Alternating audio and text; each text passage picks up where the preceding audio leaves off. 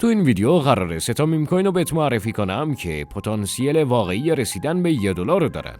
نه بر اساس حدس و شایعه، بلکه با منطق مارکت کپ، حجم معاملات و رفتار بازار. شاید بگی آخه مگه میشه؟ ولی یادته کسی فکرشو میکرد شیبا اونجوری پامپ کنه یا پپه؟ خیلی همون اول خندیدن، ولی کسایی که جدی گرفتن الان فقط لبخند میزنن. اولی برت. این توکن رو شبکه بیس ساخته شده و عملاً تبدیل شده به نماد میم کوین های این اکوسیستم. حجم خرید زیاد، پامپ های اخیر و جو مثبت جامعه باعث شده که خیلیا بگن این همون شیبا نسخه بیسه. دومی پانکی.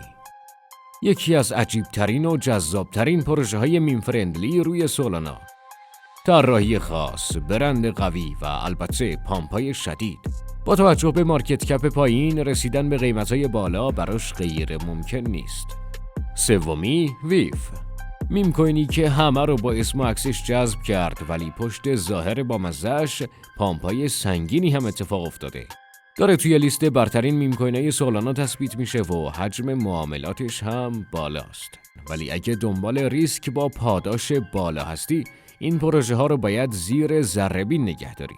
ویدیو رو لایک کن و سابسکرایب یادت نره، چون فرصت‌های بعدی همینجا معرفی میشه.